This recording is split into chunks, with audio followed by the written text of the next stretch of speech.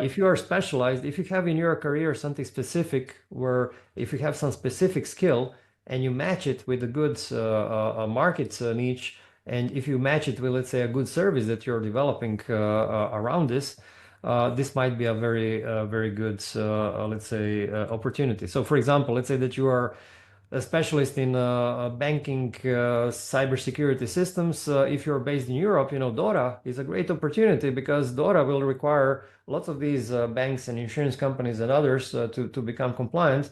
Focusing on this specific segment is something that might make you successful. So, yeah, great opportunity to get entering in that market. Yeah. So again, specialize, find your main strengths, find your specific focus, and then you can actually succeed. So there is bigger and bigger competition, but again, I think there is enough space for skilled and determined people. Hello and welcome to the Cyber Pathfinders, the go-to podcast for everything you need to know about the ever-evolving world of cybersecurity, compliance, and digital resilience. I'm your host, Salvador Beltrano Viol, and in this podcast, we are diving into the challenges, innovations, and strategies that are shaping the cybersecurity landscape today. Whether you're an entrepreneur, a cybersecurity professional, or just someone curious about how businesses are protecting themselves in the digital age, this show is for you. This guest is a true pioneer in the world of ISO compliance and information security. Dejan is the CEO of Advisora Expert Solutions, where for over 15 years he's been helping businesses around the world simplify and implement ISO standards through innovative and online platforms. He's also the driving force behind 20001 Academy and the author of numerous practical guides and tutorials on ISO 27001 and ISO 22301 implementation.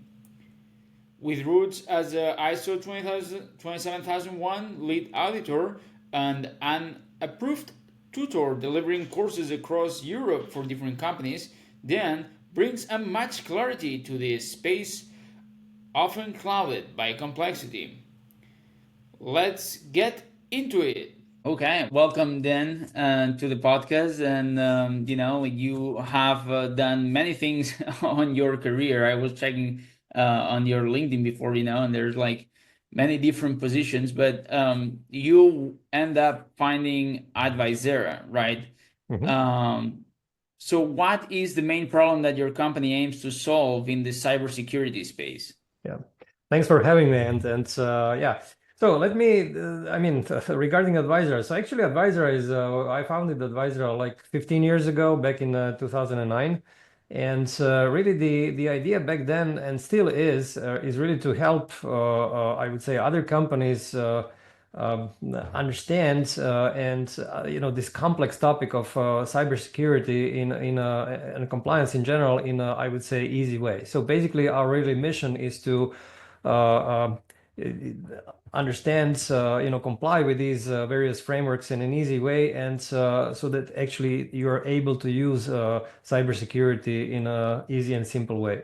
So the problem with cybersecurity in general is that it's very complex, right? It's either you're on a technical side, or if you're on this organizational or governance side, it's overwhelming. It's just to take this one standard, ISO 27001. You need, I don't know, a couple of hours to read it. And if you don't fall asleep, Yeah. it's probably something that you're not going to understand very easily. So. Making these things, explaining all of these things in simple words and, in concepts that people can understand, I would say this is our mission, and this is what we are trying to achieve. And this is my personal, I would say, goal as well. That's pretty cool. And yeah, you're right. As I was telling you before, I was studying not that long ago to try to get an ISO 27001 lead auditor certification. The first thing you do, you go and purchase the ISO 27001 standard, right? You pay $150 and you get 26 pages. And it's 26 pages. It's easy, right? And it's like, why do I need this 200-page booklet to understand this 26-page standard? and Yeah, and when you get into it, yeah, the standard just gives you like the brush, like the strokes, the general strokes. Oh, you need this, or you yeah, need the other thing, and it's like, okay, but what does this mean, right? How do you yeah, yeah. implement these risk awareness, or like the risk assessment, and then like you how do you start prioritizing all these different things in your infrastructure, right? Yeah. So how do you define like security governance? Why is say cybersecurity governance critical for organizations today?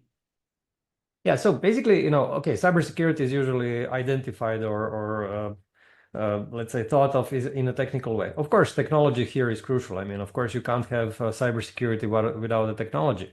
But I would say that the other side of this story is that you also need the way to manage this cybersecurity, because otherwise, it's not going to work. So I always think about governance as a, let's say, driver in a car, right?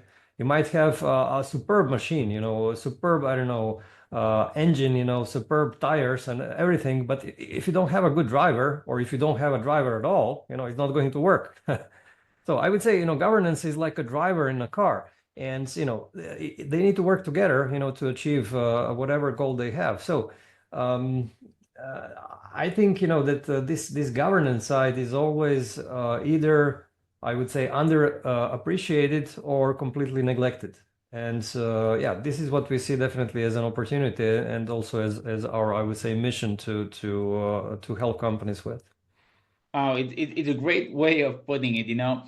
I never heard it explained in this way. Governance is like the driver in a car, but it makes complete sense. And Mhm.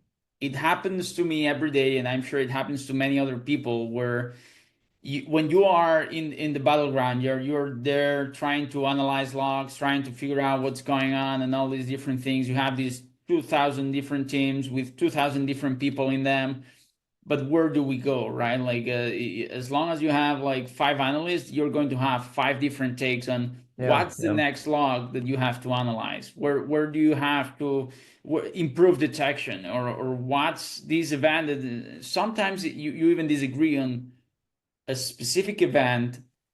Is it going to be dangerous or not? How critical, or how fast you have to respond to Mhm. something that you find. And it's I agree that that's one of the biggest challenges. Not so much to understand what tools do you need. Obviously you need tools, and you need like the people that understand the tools, but how do you use the tools? It's really important, right, to yeah. get the most efficient part. Yeah, of course. And when you take this governance concept a step further, it's also making decisions on how cybersecurity actually supports the business. So, for example, when defining or when deciding on, I don't know, the frequency of the backup, right? So it really depends on, I mean, the frequency of the backup needs to reflect directly the criticality of the data that you're backing up, right? And the potential risks. So unless you have this idea of what the critical business criticality of the data is, you can't really make good decisions on how often the backup needs to be done. So, this is this connection with the business. And, That's sure. sorry. And if you want to take this concept even further, on this connection between business and cybersecurity, you can actually take a look at strategic aspects of cybersecurity that you can actually, let's say, plug into business, so to say. Because more and more often, actually, it happens that cybersecurity gives actually a competitive advantage to businesses, which actually businesses can use to actually penetrate the market or keep their I would say competitive advantage in the market. So these kind of things. So if you take a look at this wider perspective of cybersecurity within the business, then it becomes very interesting, and then you can actually reap even more benefits from cybersecurity other than, let's say, this technical protection of data.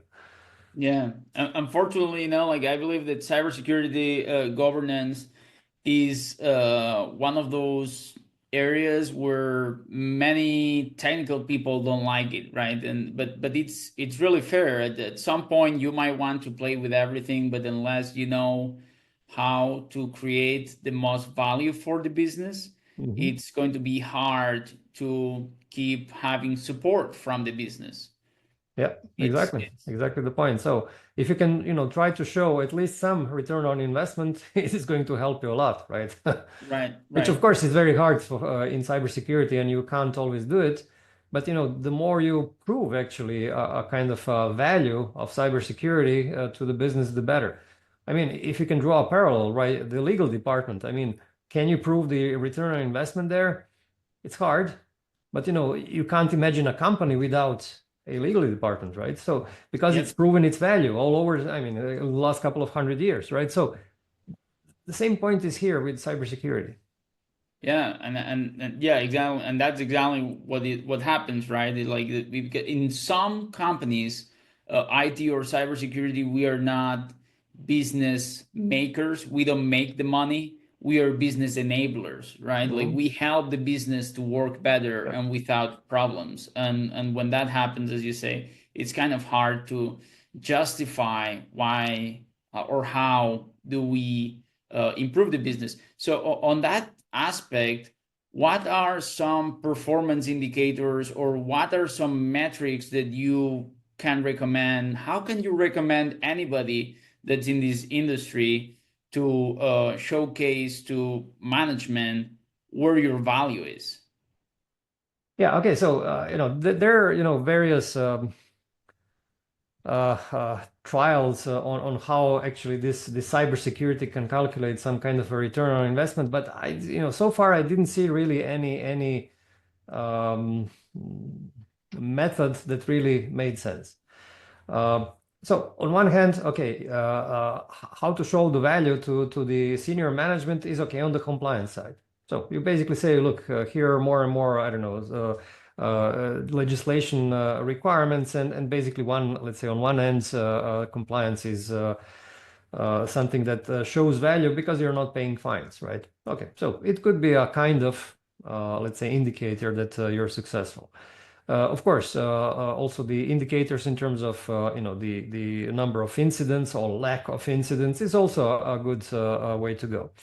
But I would say that it's probably not something that you can come to the senior management and make them thrilled, right? So I would say that I think that if cybersecurity leaders in companies need to and want to actually show their value, I think they have to show how they support the business strategy, right? So, for example, Mm, let's say that a business wants to make a move with, I don't know, a new product, or let's say that they want to penetrate a new market segment. So, cybersecurity leaders need to understand how they can actually help from cybersecurity point of view that the business actually achieves this very goal. So let's say that right. they're developing a completely new product, and that there is actually a market research which shows that this specific market segment is sensitive to let's say protecting their personal data, right? Then actually cybersecurity can come in and say, look, we can actually help you solve this problem by doing this and this and this and this, right? And then you're actually showing to your senior management how you're actively approaching and helping this business strategy achieve. So I think this kind of um, I'm not sure that this is not a KPI, but this kind of an approach can Right. actually help present value of cybersecurity. Yeah, and interestingly enough, like ISO 27001 has a whole section that's based on management support, right? Like I Yep. believe it was a section 5 that you're supposed to get the buy-in from management. And I mean, at the end of the day, that's true with any kind of project that you end up working in the company, right? If you don't have the buy-in from management, if management doesn't want this done, you're not going to get the resources and you're not going to move this then. So in ISO 27001, right, which is Mhm. at least the standard I know the most about, uh, can you explain to us why organizations should prioritize implementation of standards like these? What can be some of the most common challenges when implementing it? Sure. I'll answer that question, but let me just reflect on what you said previously. So ISO 27001 also says that the cybersecurity needs to support the strategic direction of the company, right? So Yes. there is also in 27001, it's also it shows the this business connection of cybersecurity with the company. Okay, in any case, a large majority companies go for 27001 because they actually want to get to the new market, right? They have, let's say, a potential client, and this potential client says, yes, we'll work with you, but you first need to get ISO 27000 certified. Or they have an existing clients or clientele that say, okay, we'll continue working with you, but you need to be certified. Also, in some cases, let's say in Europe, there is this, as you mentioned, this DORA regulation, so the regulation for financial institutions, and also NIS2. It's also cybersecurity regulation for critical infrastructure companies in Europe. Basically, it says that the suppliers, IT suppliers of these companies that are in scope of DORA and NIS2, that they need to be certified against standards, cybersecurity Mm. standards. They don't mention 27001 directly, but I mean 27001 being the largest and most popular international standards for cybersecurity is an obvious choice. So in most cases, companies go because they actually see a business benefit out of it. They see actually a market opportunity, and this is why they go for it. Right. And something interesting, like as you were saying on this connection between business and the security part of it, right?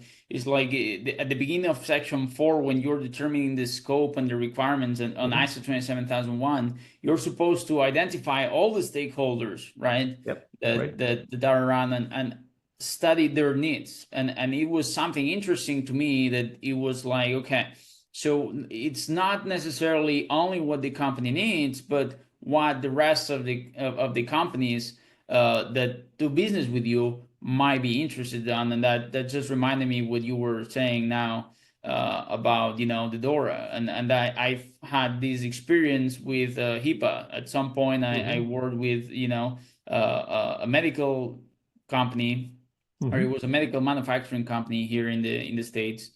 We didn't need to be compliant with HIPAA necessarily, but our customers were compliant with HIPAA, and we had to comply with certain regulations from HIPAA to make Hmm. sure that the products, that we produce were followed all the checked all the boxes, right, so to Yep. speak. Yep. So yeah, it's kind of interesting. I didn't thought about it, but yeah, the more you do business, the more you have to make sure that you're not only complying with all these things just for your own compliance sake, right, or regulations, but also because you want to make sure that you are in the best position to help your partners. Exactly. Exactly. Mhm. So, so as an entrepreneur, right, you created Advisor like 15 years ago. What were some of the toughest lessons that you learned when you launched, or that you learned while you were growing at Visera? Yeah. There are many lessons in these 15 years, as you can expect. But yeah, okay, some of the most important lessons are really, that if you compete in a global market, which we do, I mean, our main markets are the whole Europe, but also North America, Australia, these kind of regions, continents, is that if you compete in such a global market, you really need to be, you need to have, I would say, superb product, superb marketing, because without these two things you can't really compete, especially, I mean, we are a small company realistically, and so we are competing with much larger and much better funded companies out there, and really to survive and to grow you really need to do your best. So um, it's very different, when you compete in a local market when you have only a couple of local competitors. But here, we are competing with, hundreds or thousands of competitors. And yeah, so you always really need to be on the edge. You always need to be the best. Your product always needs to be the best. Your marketing always needs to be the best. And you need to find really good niches because, of course, you can't compete everywhere. And yeah, these are basically the lessons that we learned. How did you decide when to steer Advisera into one product or another?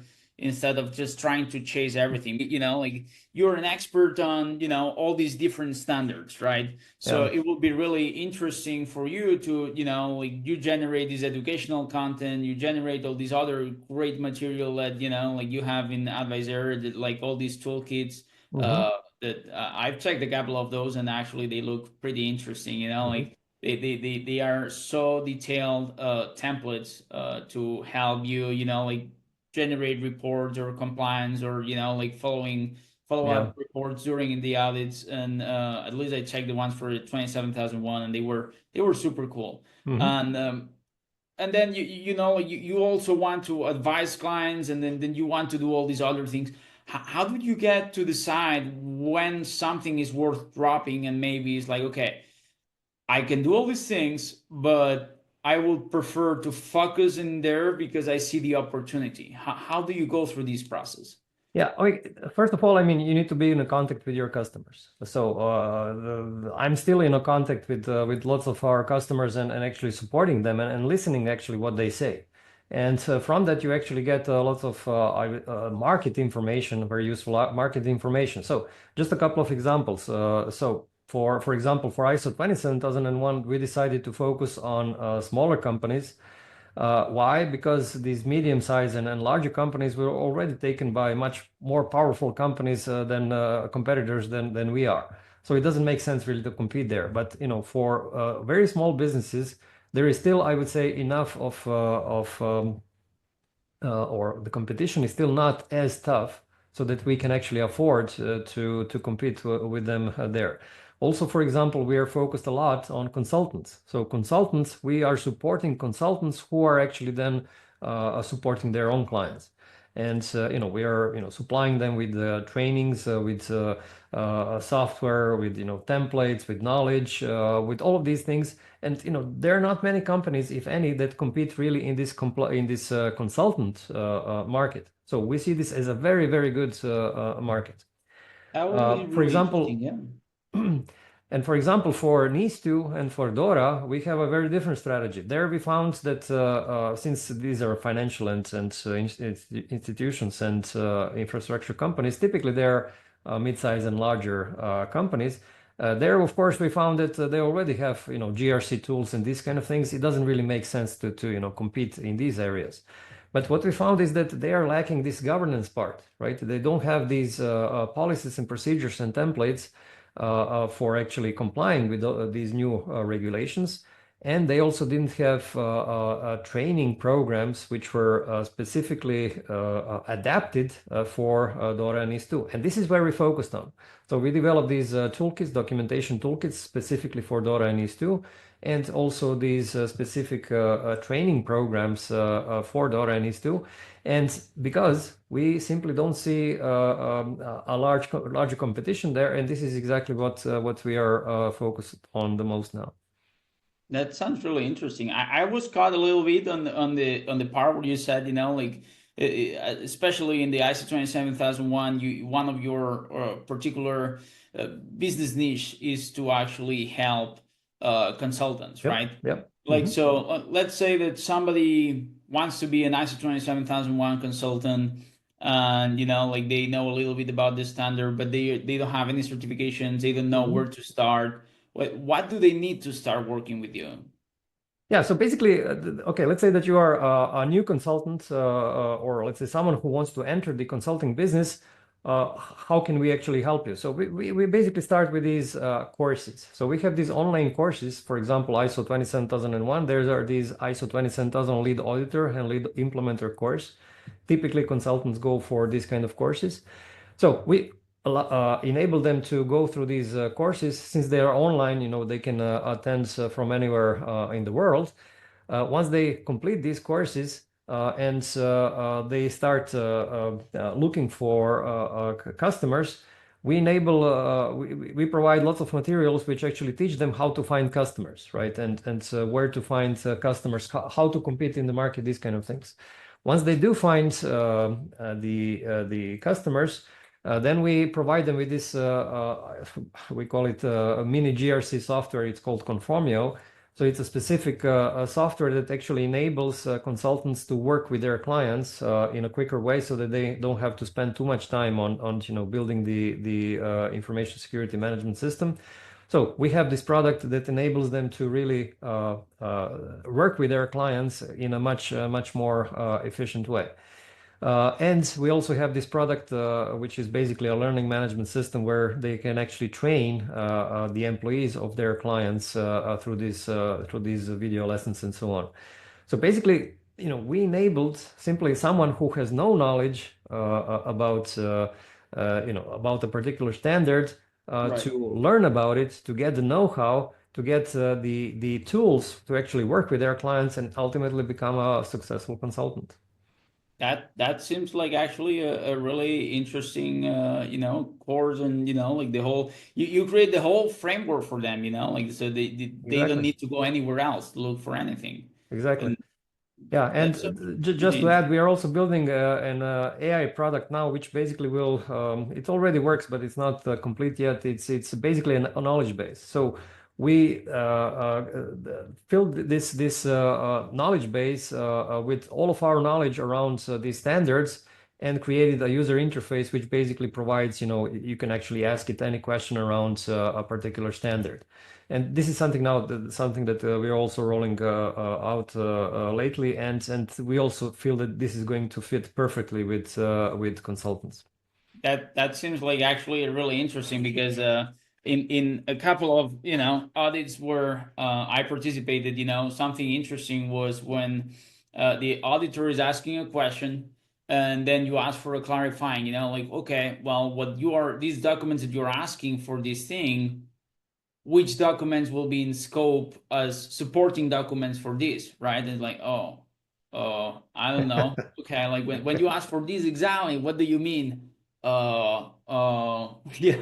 That moment, it might help this consultants, especially people that I guess that may have been doing their first, second, third audit, or their help first or second call with the customer and Mhm. whatnot, or something that's basically new. Like when you have been, even I've been working on the same team, same field for years, and sometimes somebody comes to me with a question that's like, I will have to get back on you on that one, right? Yeah, So I can yeah, see how that there. will be a great opportunity to help them feel empowered. It's like, oh, I don't have to go home and, call in and say, like, hey, I have no clue what they are asking me, like, I need your help. Yeah, You yeah. can just enter the question and maybe, you get a faster answer so you can interact Yeah, with the exactly. guest. And it's not like you can ask the question to ChatGPT because ChatGPT doesn't know it either because it will pick up any answer from the internet and this is not it, right? Because these kind of answers are not in the public domain.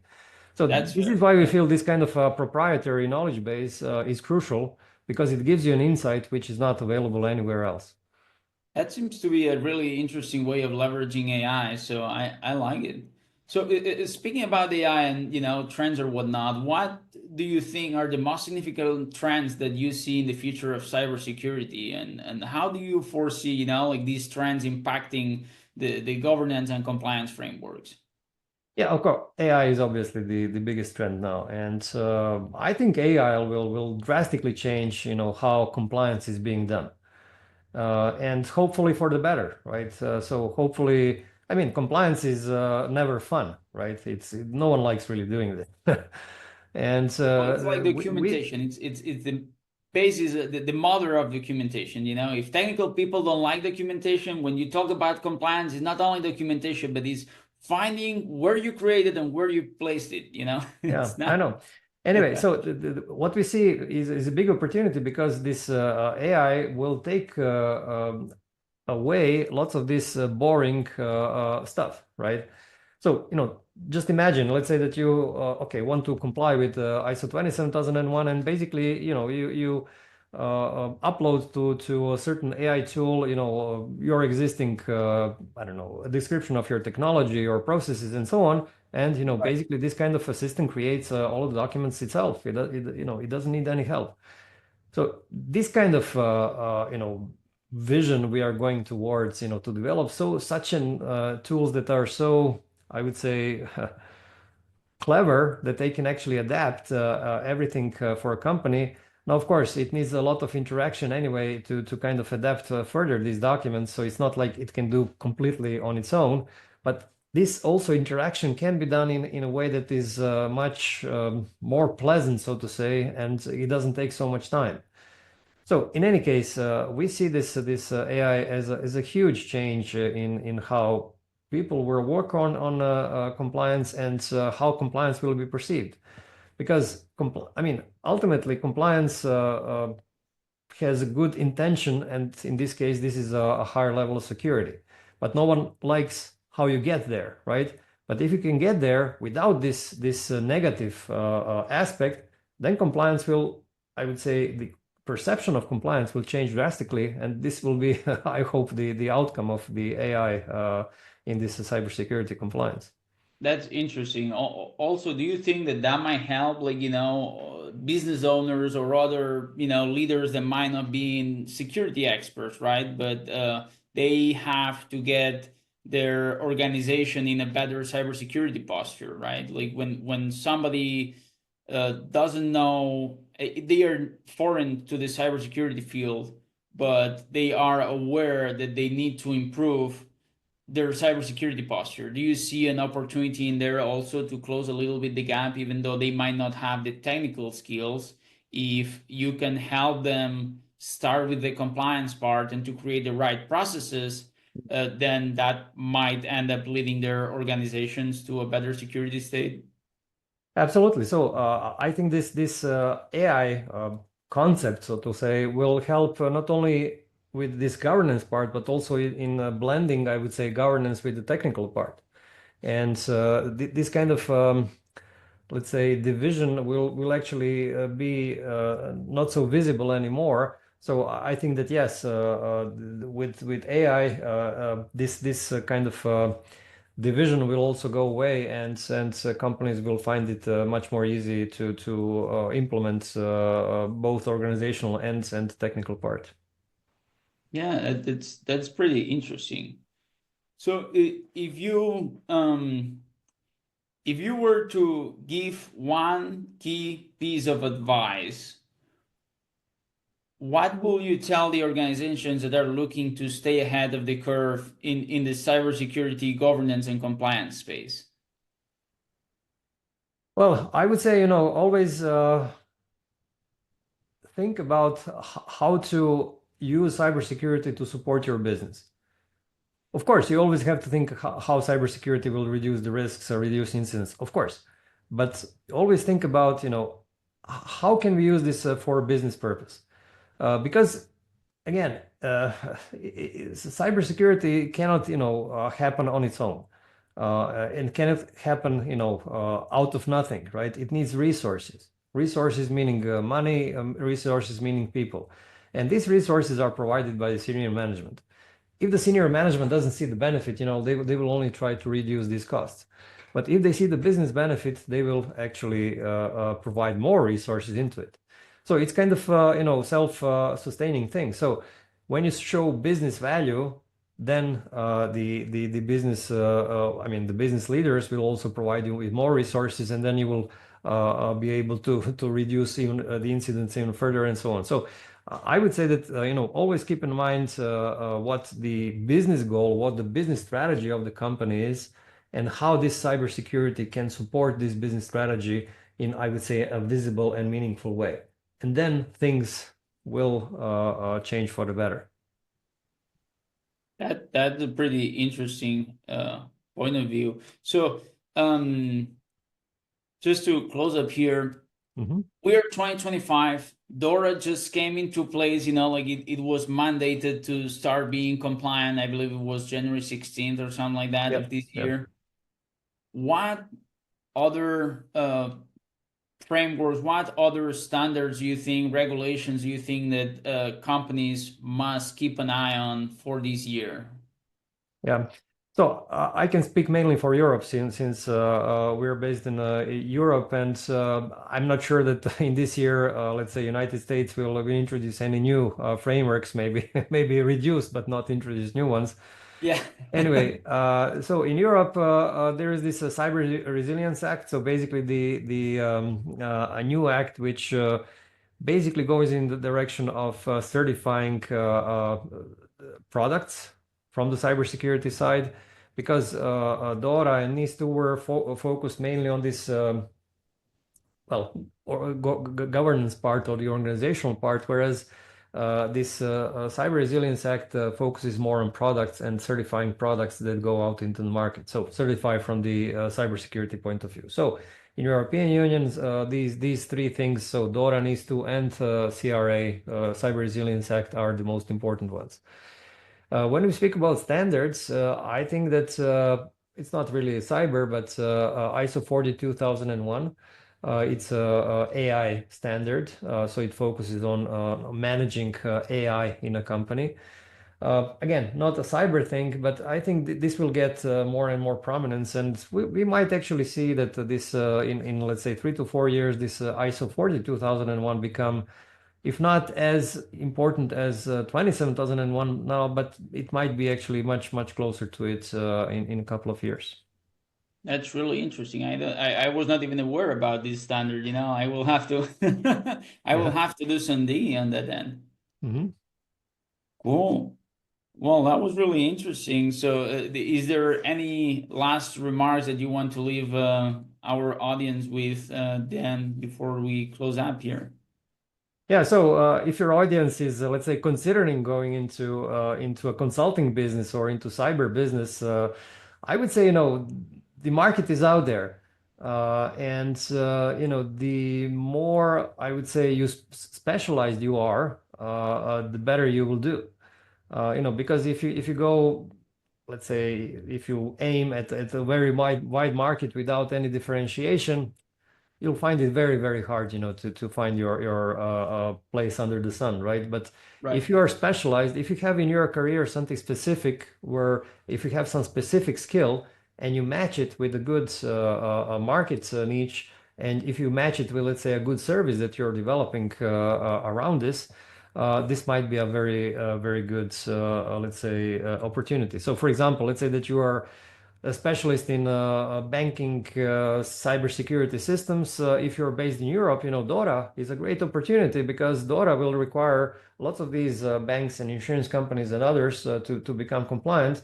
Focusing on this specific segment is something that might make you successful. So Yeah, great opportunity to get entering in that market. Yeah. yeah. So again, specialize, find your main strengths, find your specific focus, and then you can actually succeed. So there is bigger and bigger competition, but again, I think there is enough space for skilled and determined people.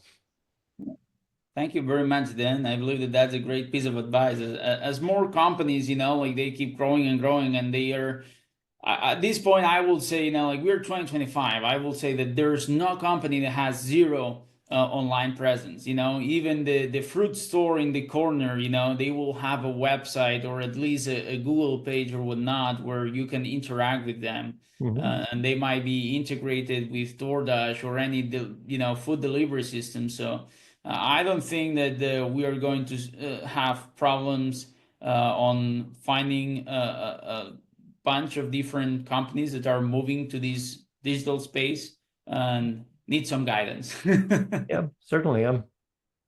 Cool. Well, thank you very much, Dan, for being here with us today. And yeah, we'll hopefully have you back soon. Yeah.